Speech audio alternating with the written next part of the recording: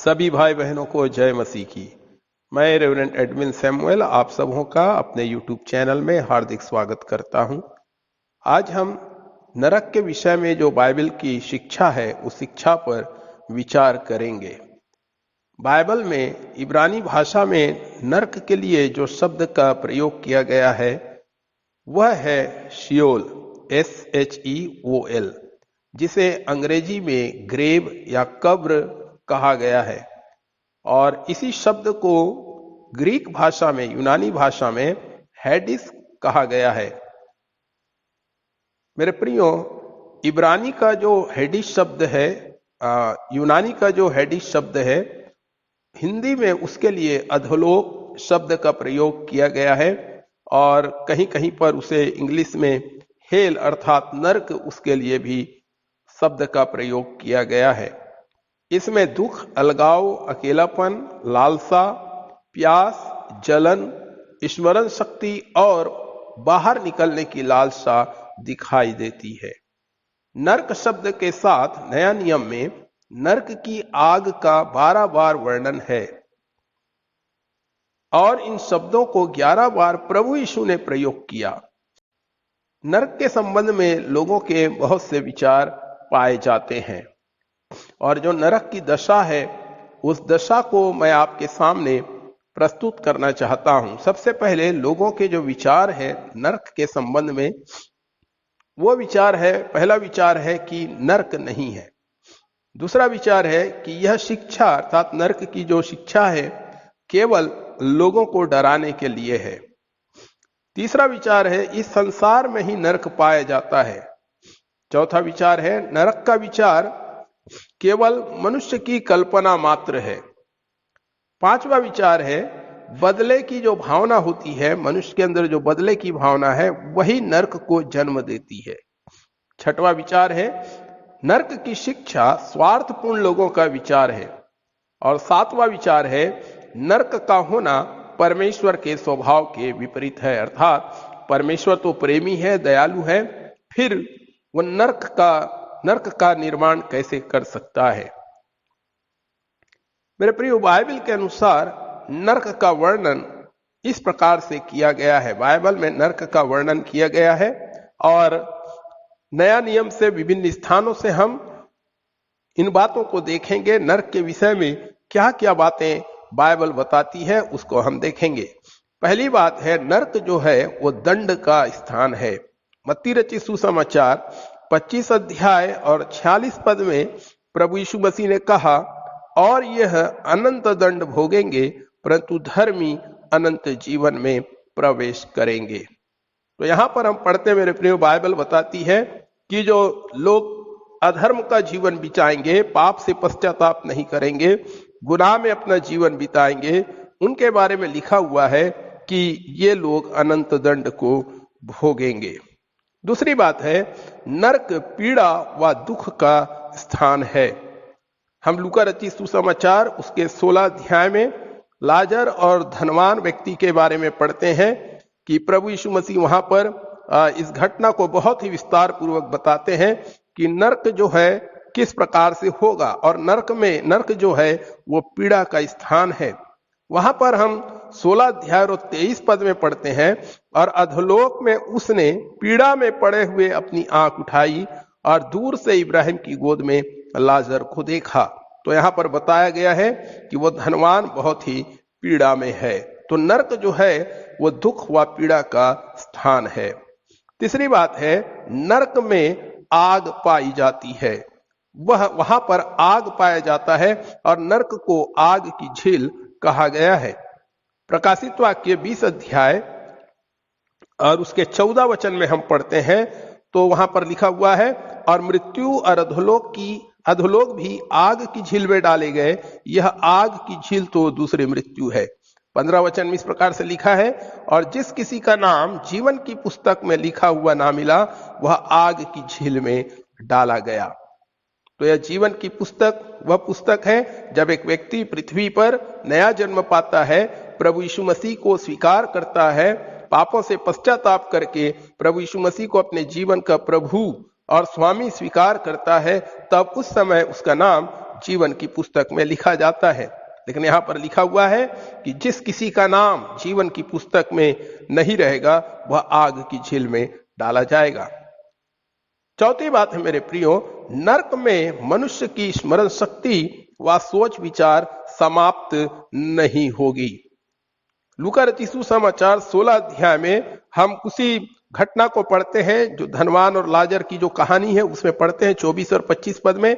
वहां लिखा है, और उसने पुकार कर कहा, हे पिता इब्राहिम, मुझ पर दया करके लाजर को भेज दे, ताकि वह अपनी उंगली का सीरा पानी में भिगोकर मेरी जीभ को ठंडी करे, क्योंकि मैं इस ज्वाला में तड़फ रहा हूं। परंतु इब्राहिम ने 25 पद में लिखा है, परंतु इब्राहिम ने कहा, हे पुत्र, स्मरण कर कि तू अपने जीवन में अच्छी वस्तुएं ले चुका है और वैसे ही लाजर बुरी वस्तुएं, परंतु अब वह यहाँ शांति पा रहा है और तू तड़फ रहा है। तो यहाँ पर इब्राहिम इस बात को कह रहा है कि स्मरण कर कि तू दुनिया में जब था तूने बहुत ही अच्छी वस्तुएं ले चुका है, अच्छी अच्छी वस्तुएं का भोग तूने कर लिया है, परंतु अब तू तड़फ रहा है। मेरे प्रियो, पांचवी बात है, नरक में मनुष्य मरेगा नहीं, अर्थात मनुष्य वहां पर मरता नहीं है। प्रभु के वचन में मरकुस रचित सुसमाचार और उसके 9 अध्याय और 43 और 44 में लिखा हुआ है, यदि तेरा हाथ तुझे ठोकर खिलाए तो उसे काट डाल, टुंडा होकर जीवन में प्रवेश करना तेरे लिए इससे भला है कि 2 हाथ रहते हुए नरक के बीच उस आग में डाला जाए जो कभी बुझने की नहीं, जहां उनका कीड़ा नहीं मरता और आग नहीं बुझती। अर्थात वहां पर केवल तड़प है, मनुष्य वहां पे तड़पता रहेगा, लेकिन वहां पे मृत्यु नहीं होगी। छठवीं बात है मेरे प्रियो, और वो ये है कि नरक में मनुष्य असहनीय प्यास का अनुभव करेगा। लूका रचित सुसमाचार 16 अध्याय और 24 वचन में लिखा हुआ है, और उसने पुकार कर कहा, हे पिता इब्राहिम, अर्थात उस धनवान व्यक्ति ने पुकार कर कहा, हे पिता इब्राहिम, मुझ पर दया करके लाजर को भेज दे, ताकि वह अपनी उंगली का सीरा पानी में भिगोकर मेरी जीभ को ठंडी करे, क्योंकि मैं इस ज्वाला में तड़फ रहा हूं। तो यहां पर बताया गया है कि नरक में असहनीय प्यास का अनुभव होगा।